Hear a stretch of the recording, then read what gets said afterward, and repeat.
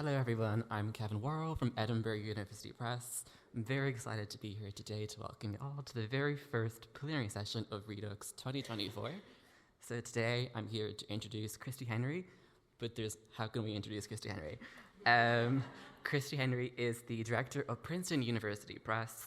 She began her publishing journey as an editorial assistant and has been building communities ever since. Throughout her time at PUP, she has had many highlights, including overseeing the launches of Princeton Audio, an Equity, Inclusion and Belonging Strategic Initiative, and PUP Speaks. She currently sits on the board of the Equity, Justice, Inclusion and Belonging Committee of the Association of University Presses, where she has led the Gender, Equity and Cultures for Respect task force. As well as that, she sits across multiple other university press boards, councils, public libraries, and independent bookstores. And even after all of that, she still finds time to teach at the Denver Publishing Institute,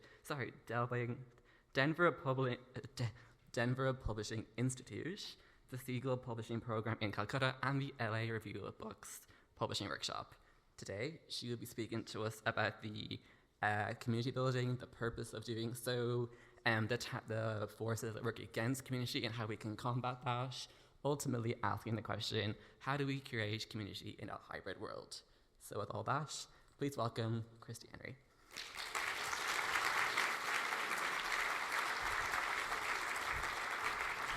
Wow. Okay. Thank you, Kevin. Thank you, Nikki. Thank you all. We're just going to switch tech for a moment, so bear with me. This will work. An essential part of building community is getting the tech to work.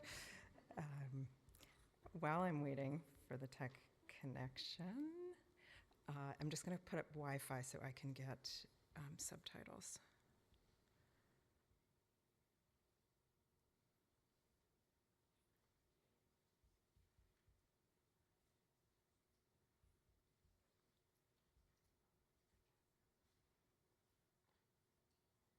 Patience.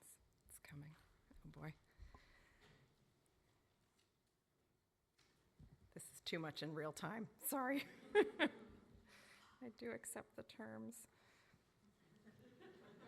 I accept them again and again. Oh, I have to read it first. I'm sorry. I had this set up before, but I think it's dropped. Now I really do accept. Oh boy. Okay, I might have to go without subtitles. I'm sorry, everyone. Oh, no, wait, I'm in. Okay, great. Okay. So I also want to start with a note of thanks to follow such an absolutely inspirational talk, and I am humbled to follow such an inspirational talk.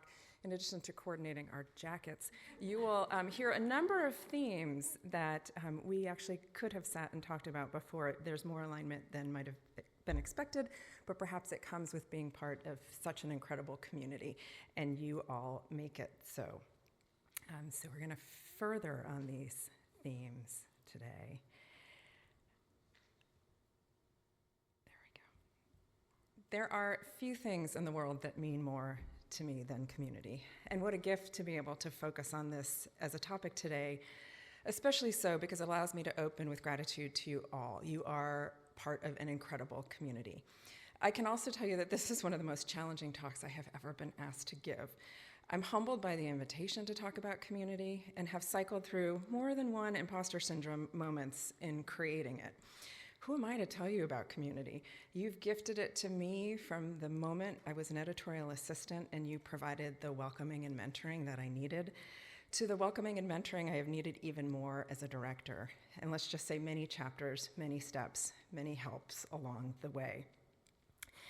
And now I'm apparently in good company with occasional self-doubt. According to the recent Female Leadership in Publishing survey, 97% of us experience imposter syndrome.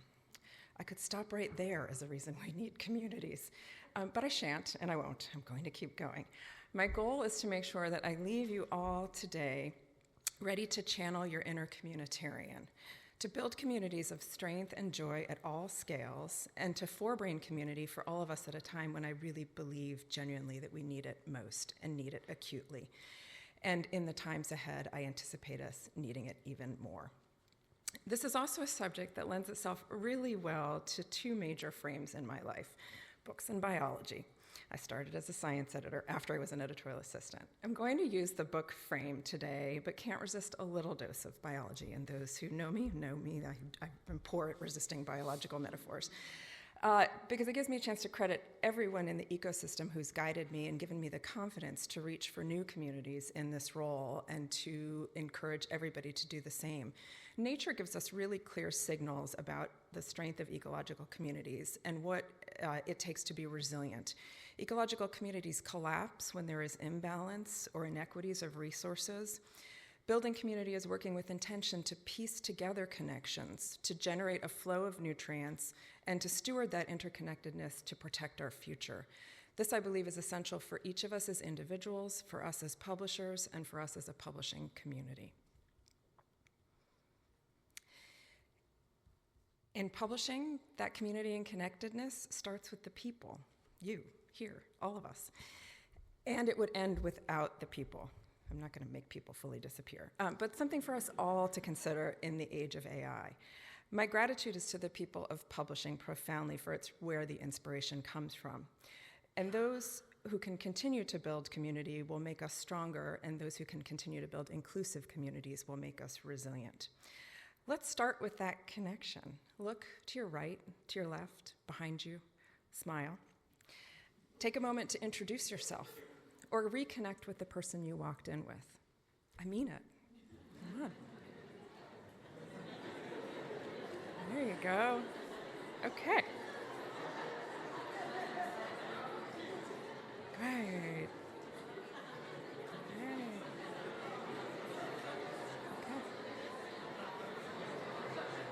Okay, I might just let this go for like the next 45 minutes.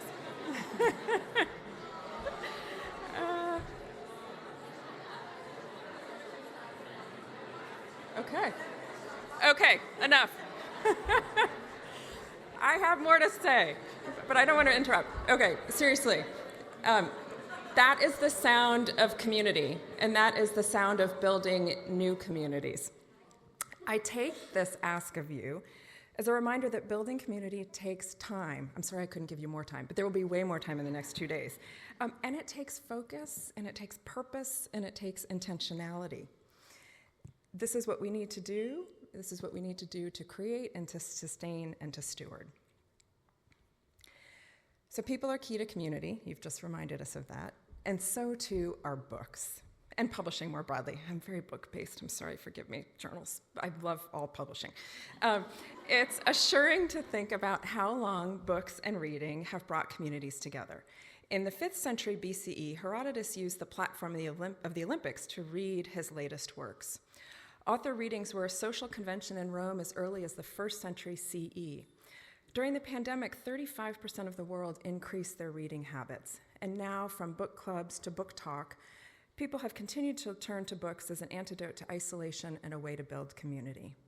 And to build community with the past, as Amina just told us, these objects transport us. Just last week, there was a wonderful Atlantic article by Alexandra Moe entitled, "We're All Reading Wrong."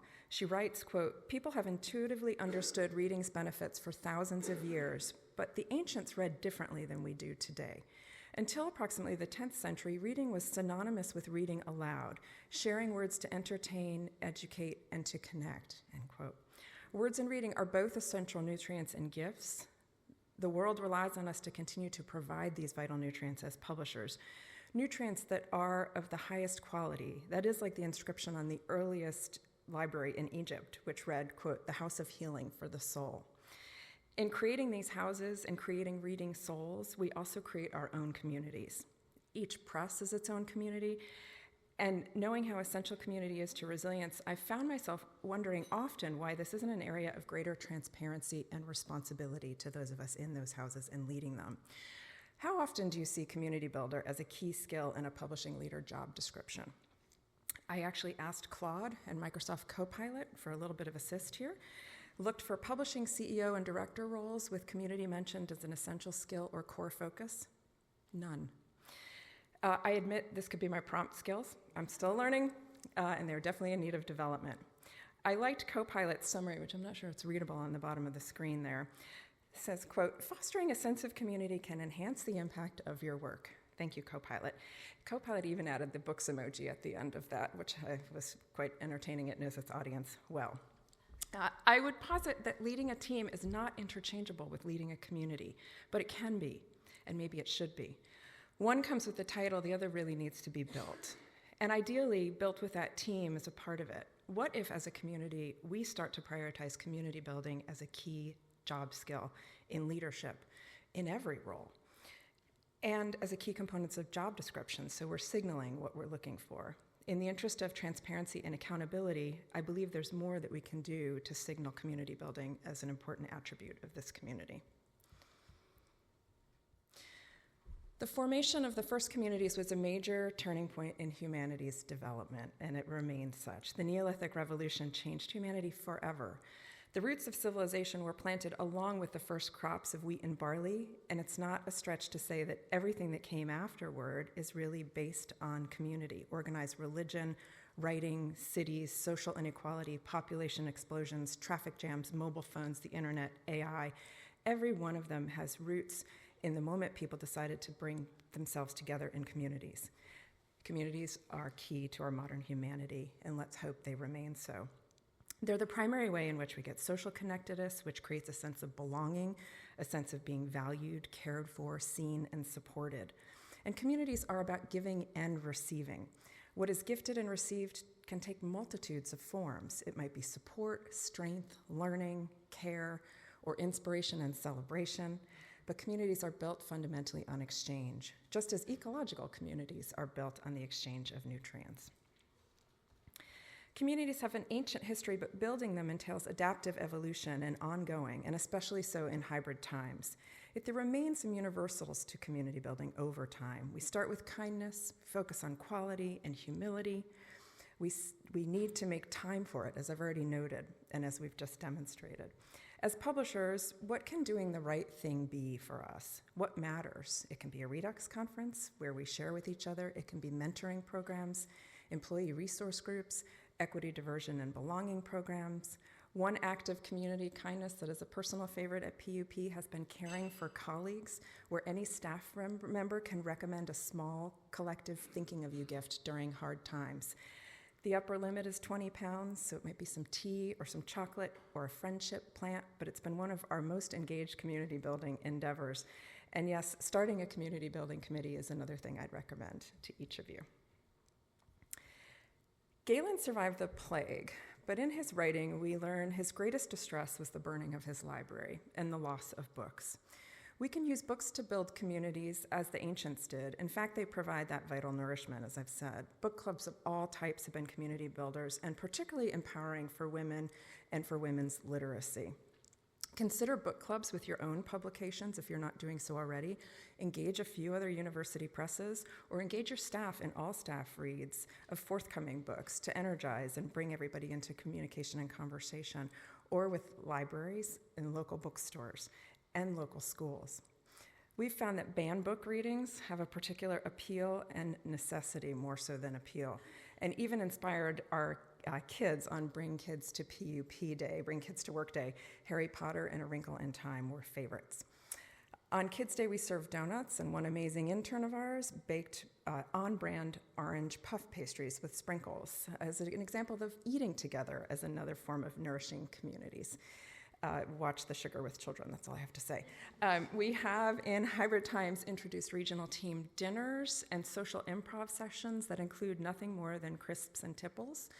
Potlucks are another way to bring people together and a popular chance to learn about each other's food likes, dislikes, and heritages.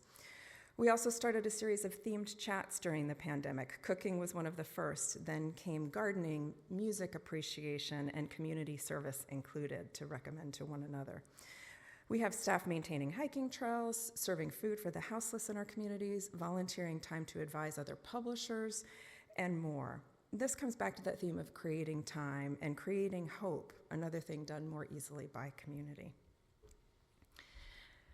We've come through some years of incredible loneliness and reminders of the basic life need of true friendship. So many of us enter academic publishing because of a commitment to the community good, but also for the joy and pleasure. And this is what the community can afford us at its best. But it's also particularly challenged in hybrid times.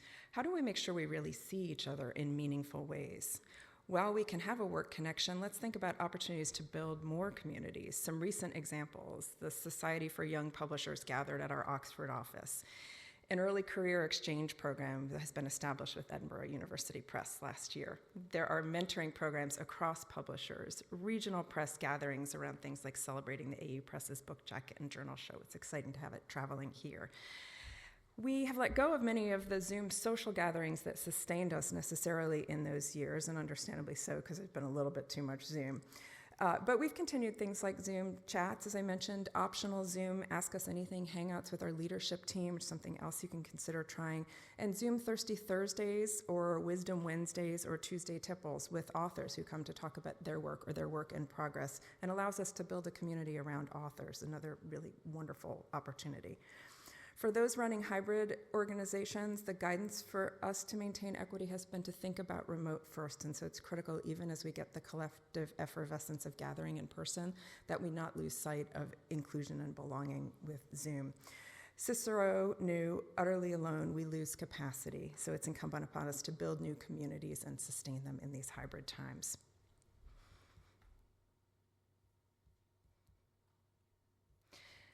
Community can also help us in our endeavors toward fiscal sustainability and solvency. It's important to see time invested in community engagement and belonging as core to our business mission and not a distraction from it. Countless studies of staff engagement evidence this. Organizations with a high level of engagement report 22% higher productivity on average. A recent Harvard Business Review article says 40% of workers today feel isolated at work, and we know belonging is essential to humans. Psychologists rank our need to belong on par with our need for love. It's absolutely fundamental. Because the need to belong is universal and fundamental, focusing on it has the power to draw in the whole of the workforce. And this ultimate, while not the end goal, helps us create sustainable businesses. I'd posit, even businesses that make money. Collaborative workplaces tend to be more productive and achieve more complex goals, which can increase performance metrics such as productivity and customer satisfaction, maybe author happiness too. According to a Deloitte study, among employers who actively collaborate in the workplace, among employees who actively collaborate in the workplace, 73% do better work, and 60% are more innovative. And we need innovation.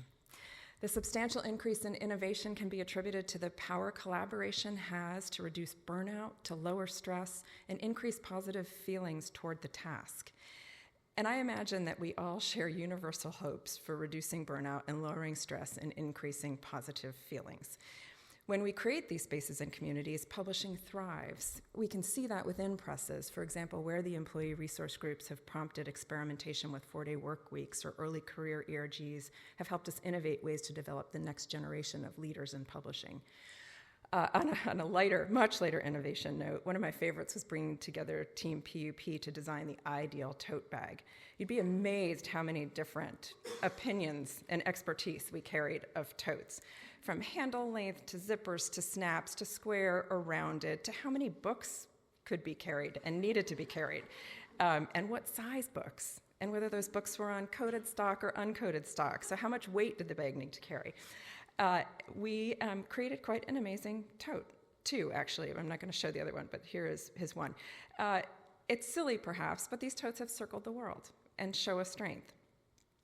Far less silly than totes, just think of the recent sustainability and accessibility charters that many of us have signed jointly and as a community, and that inspire us, educate us, and hold us accountable, which is another critical part of communities. I think about the AU Press's data and demographics tools that have been released, the C4DISC toolkit series that have been foundational to anti-racism for organizations and allies. And just this month, C4DISC released the toolkit for journal editors and publishers on editorial roles and peer review and inclusion and accessibility.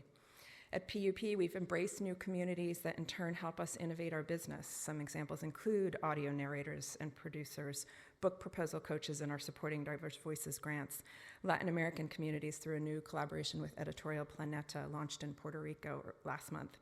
Collaborations with our local library and independent bookstore are always an inspiration, and other examples working with Glassbox to help us create a stronger direct community with PUP readers, including authors, who've helped us increase, coming back to the make money, helped us increase our special sales markedly. Every book and journal is an innovation, and as a community, scholarly publishers aim at good in greater degree, just as Aristotle noted of those highest communities. As we build community, their strength in their openness and the spirit of belonging they create is what makes them important and real. Communities that are exclusive often lack the necessary love. We know that the community of belonging in publishing still needs work. I wish I could say that the ethos of equity and belonging was embedded in our most ancient publishing selves, but it was not. So now as we build community, we really need to focus on openness, on belonging, and that community love. I want to give a particular shout out to the ALPS EDI, to Even Up, to AU Press's EJIB, and to the LGBTQIA+ cross-publisher collective, which has been a source of incredible learning and community building. Gatherings like this one and the upcoming AU Presses meeting in Montreal are opportunities to learn about inclusive communities and how they're being formed across our community, both our teams and in our imprints. Bloomsbury's mentorship program is an inspiring new launch, as is MIT's Supporting Diverse Voices, just to give some mentions. Princeton's co-sponsoring this summer our first writing and wellness retreat for underrepresented authors, engaging our head of HR as a coach, one of our book proposal coaches, and a couple of staff. We also joined last year Princeton Pride Day for the first time, and this year we'll be doing the same in Oxford. Open communities foster open minds and communities of belonging, which are also communities of affirmation and resilience.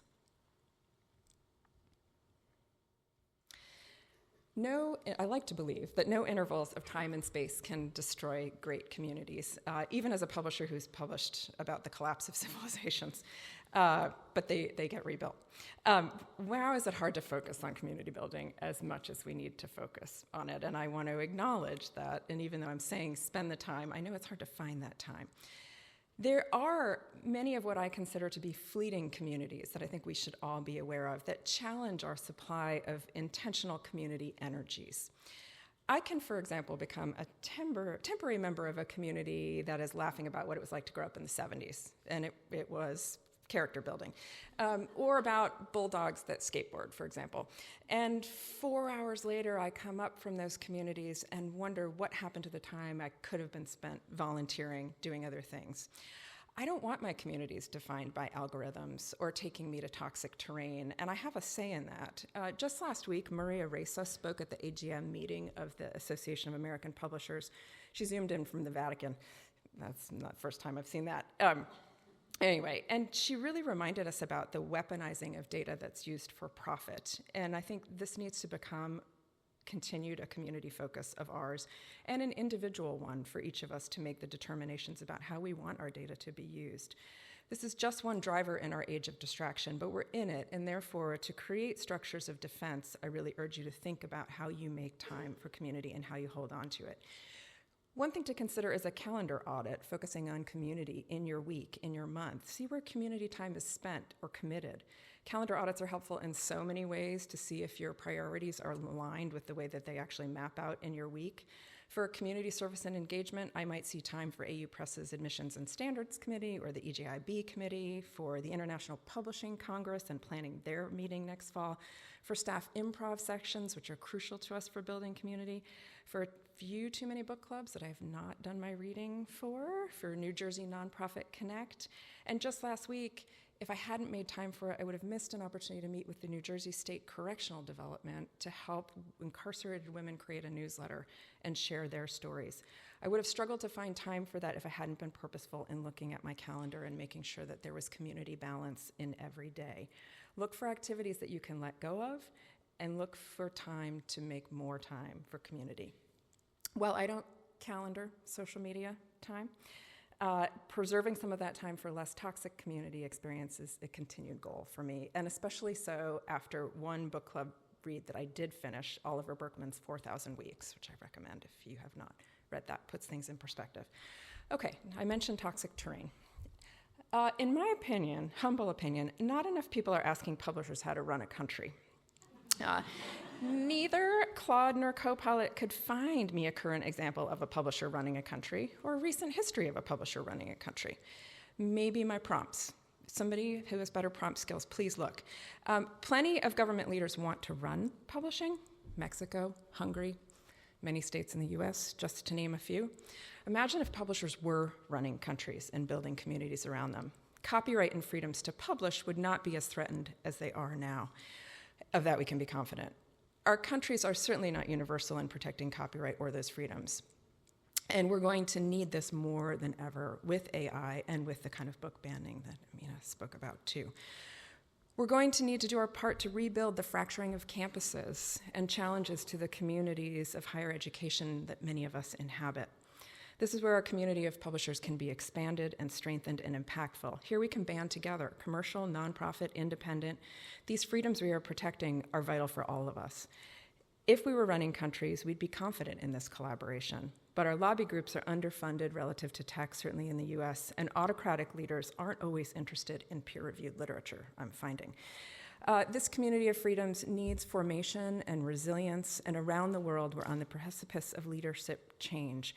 And in some cases, the precipices of precarity. I think we can be quite certain about that. Our communities and our rights of freedoms to publish are going to need us ever more. As we think about community building, let's not forget the non-human animal communities and how caring for them can also bring us together. Every holiday, one of our colleagues posts great photos of her dog Jacques in costume. Small and steady joys. This is not Jacques. Last summer, we had our first Bring Pups to Pup Day. I would also recommend Dogs of Indie and AU Presses as a reason to occasionally pop into social media. Porphyry really just gives me an excuse here to talk about the vital community that my English bulldogs form for me. And a warning to those in my community, some of you are well aware that I might test your patiences with bulldog photos over time. In all seriousness, dogs are just one way to remind us of how we can find and surface connections among us and how we can form connections in multitudes of ways that make our publishing collaborations stronger. I work with other fans of dogs. It makes our collaboration stronger, I'm convinced. It's not a requisite for hiring at PUP. We like all non-human animals. But you can find common interests of forms to connect people in affinity groups and think actively about doing so. There are limits of affinity groups. I know there are fans of robot dogs. I'm not convinced they will ever be as joy-inducing as Kima and Zeus, who are featured here. Earlier, I mentioned how vital storytelling has long been to humanity and community. Telling our stories about community formation, both internally to our teams and externally to our readers, our authors, the media, are all ways to strengthen that community and to introduce it to others. We've seen University Press Week build strength on strength.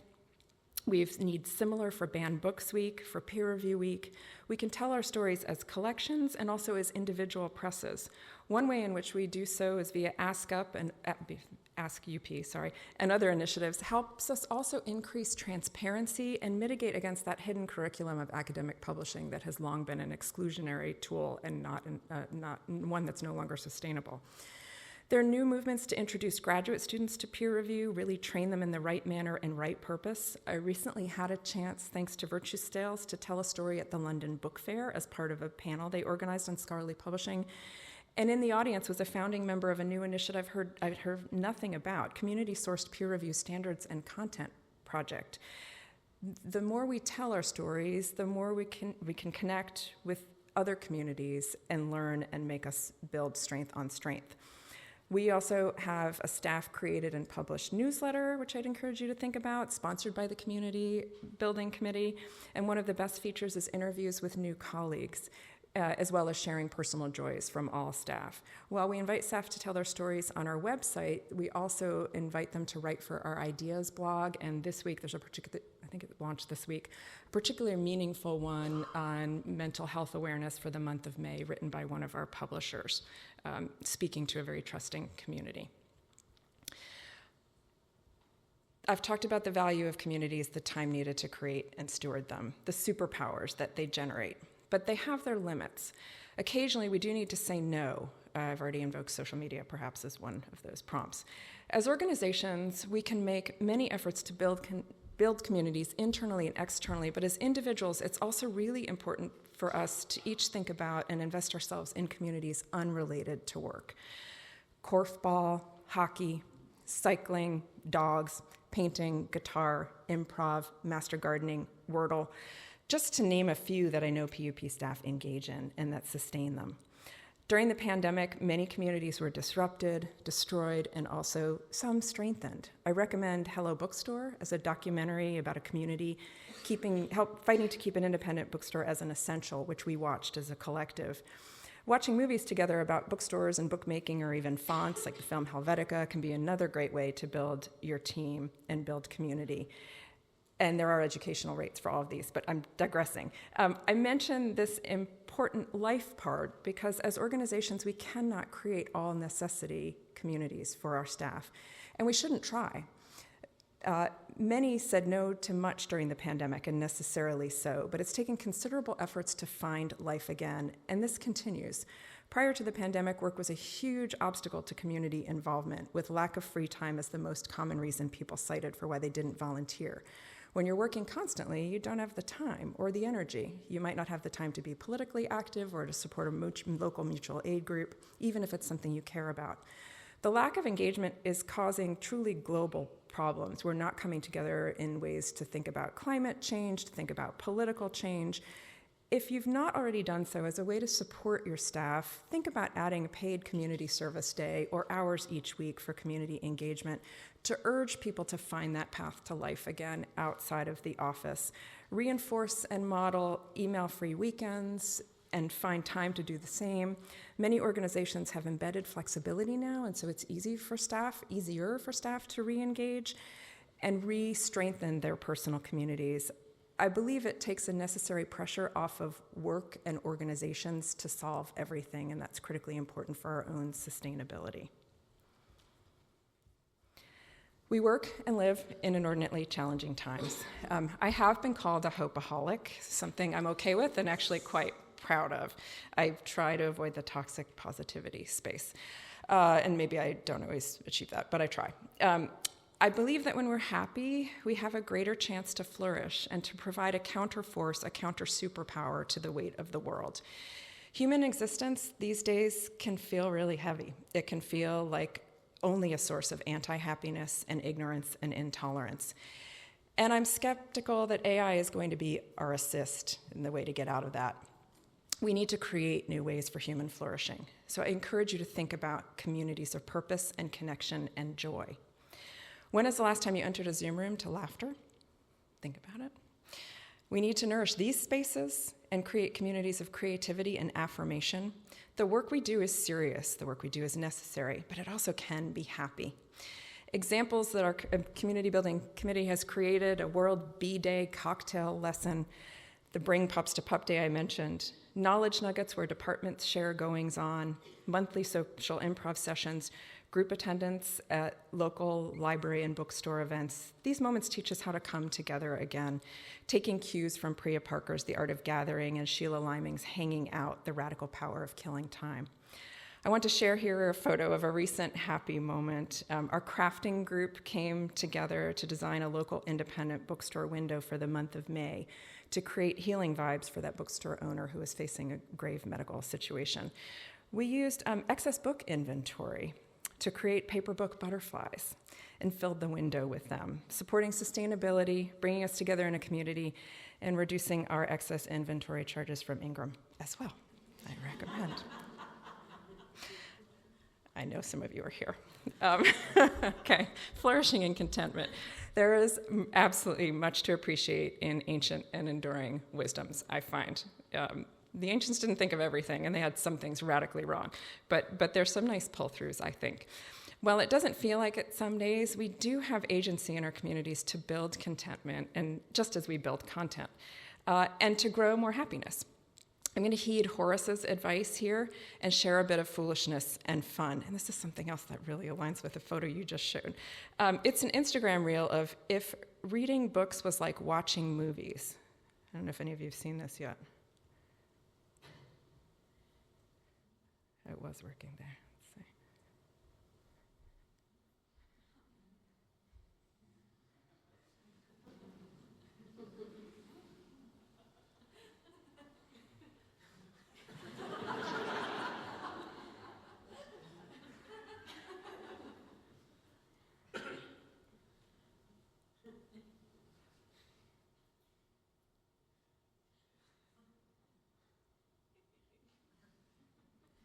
Good. I want to close by sharing that the opportunity to write this talk, which I remain humbled by and grateful for, came at a time when I've been experiencing both the power and necessity of community.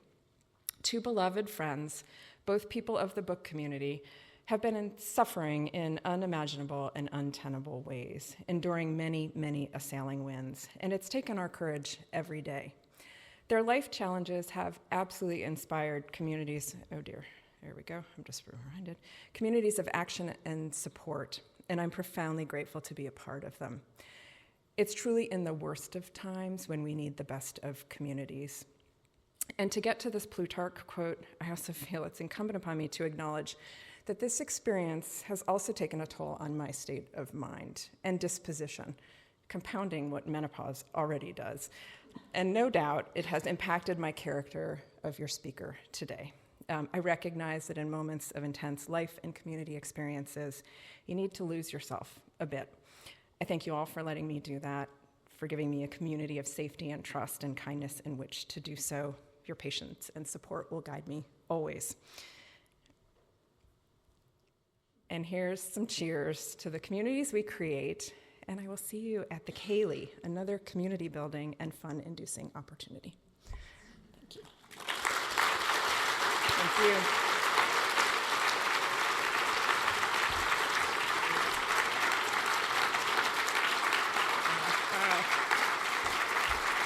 Oh, this is for you.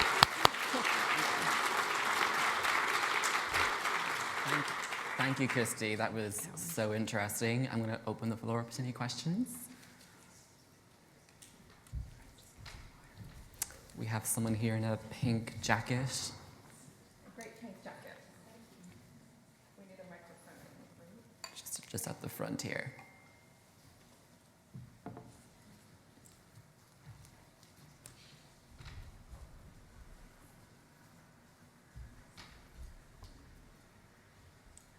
Madeline Hatfield, Yellowback. Thank you for your really inspiring talk. One of the challenges we faced, you mentioned that you do like journals too, so you'll forgive me. One of the challenges we face, especially in journals publishing, is scale and ethical challenges.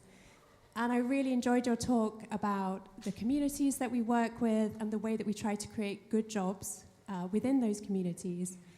And I think that we're facing a lot of challenges in doing that while we deal with scale, ethics, and a very difficult landscape. And I wonder if you have any advice or any reflections on how we make that balance work. Thank you. Thank you for the question, and thank you for the work you do with journals, which are vital to this ecosystem. I know that.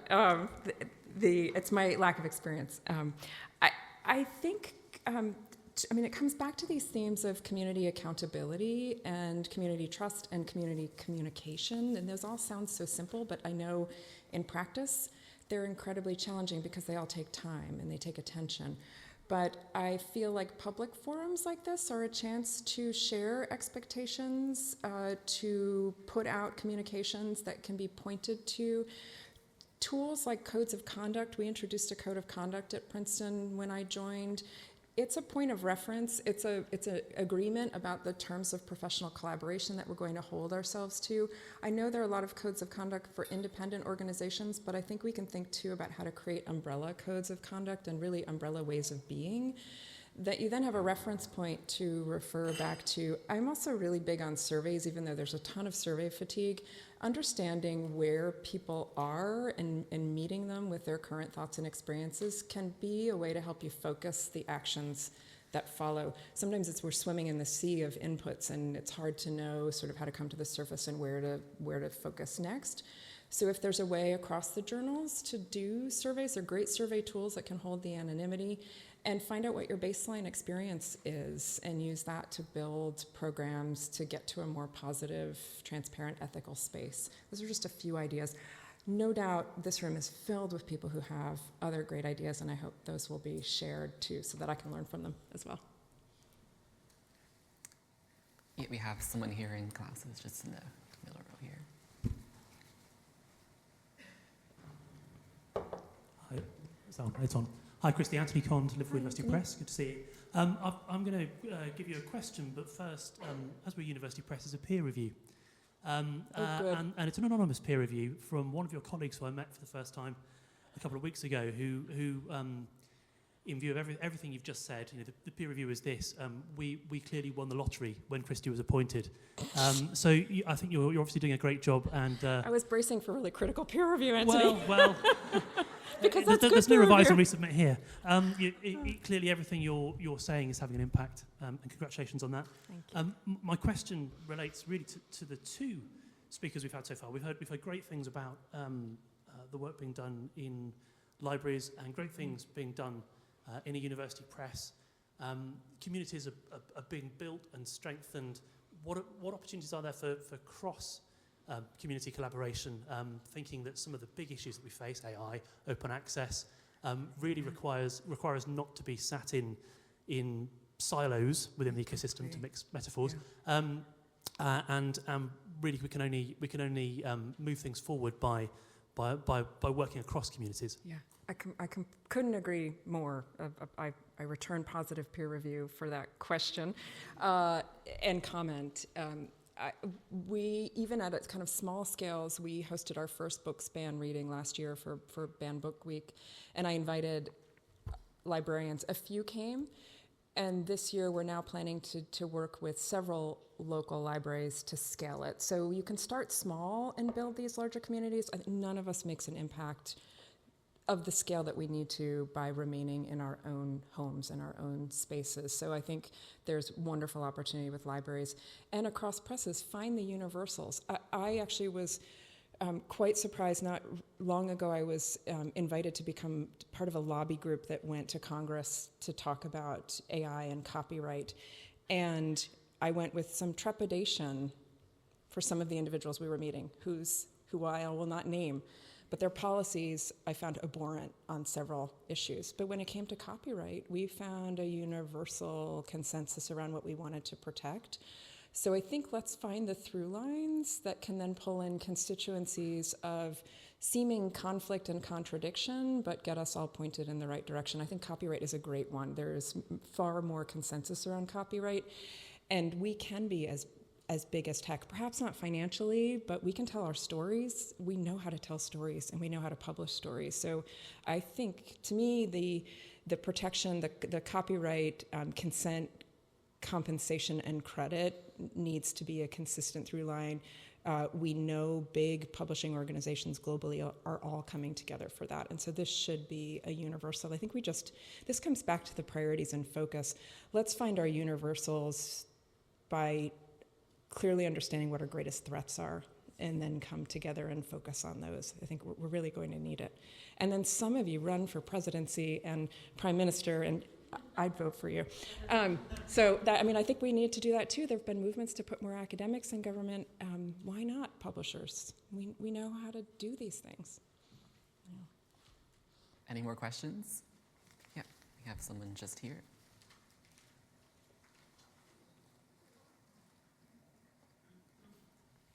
Helen Shannon, Cambridge University Press. Thank you. It's recognised in many arenas that there's sort of a sweet spot when it comes to numbers for building community. Too many or too few people, and you struggle to build a kind of meaningful, coherent community. Do you have any advice for building community in either very small or, like Cambridge University Press, very large groups? Yeah, I think that's great. And gets me to really think about scale. I think it depends on what the community is trying to achieve. I think you can find communities of connection and impact at all scales. I find we have about 180 staff spread globally. Where we see a lot of synergies are around things like, honestly, the themed Zoom chats. You should see the gardening chat and the food chat. So they, broken in some areas, we really need all of us, and there will be some more strong directional steer toward protecting freedoms to publish, and I think that's an all hands, all hearts, all minds initiative that needs to include everybody. But smaller, there's something gained in meeting with three. You might share language, and I think it's putting out the options and seeing where they're met with people.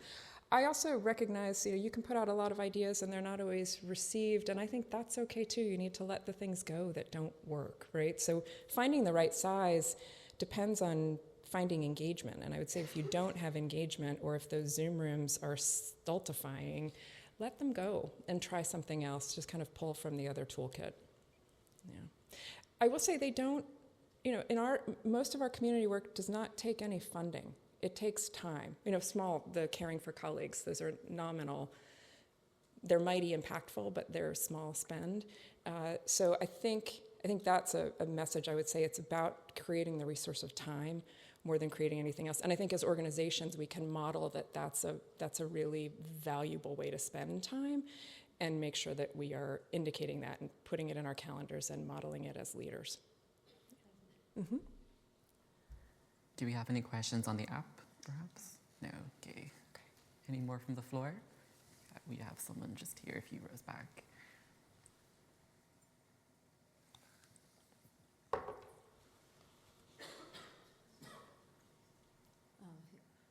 Can you hear me? I can hear you. I think it's on. Is this better? Yes. Okay. Cora Kotitz from Crossref here. I enjoyed your talk a lot, and I think you talked about such a big, number of different tools and ways in which community comes together, and the reasons for it, and the benefits of it. I'm thinking, for example, Crossref, we struggle with the scale of things, and weaving communities between organizations that may have things in common, maybe competing and things like that across the world. And so I'm thinking, in the light of the legacy of inequalities in the publishing system that we have in the industry, what experiences or perhaps hopes you might have for including and inviting some of the organizations or members to this community of, maybe sections of the community that have been marginalized, and particularly due to, for example, different language speaking or different language families.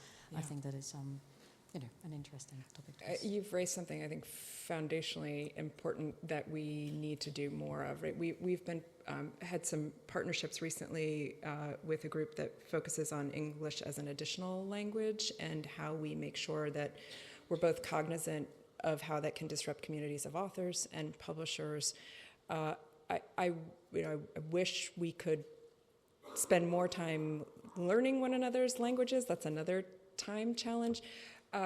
But certainly marginalized communities don't help any community build strength. And I think it's, again, about finding those connections and bringing people together around affinity interests and affinity needs. The lack of inclusion and equity pervades the book and higher education communities, and so that's a universal. And there are real marginalized groups within that we can all work tenaciously to give opportunities for, to disrupt the disequilibrium that's been around for so long. So I think there's a great universal theme, and having sessions and conferences that bring people together and allow them to share tools is critically important. If there are other ways in which, as an organization, you feel marginalized, I just encourage you to express them. I mean, part of it is about being seen and heard, and that's what a good community does, and create those opportunities for people to express feelings of marginalization,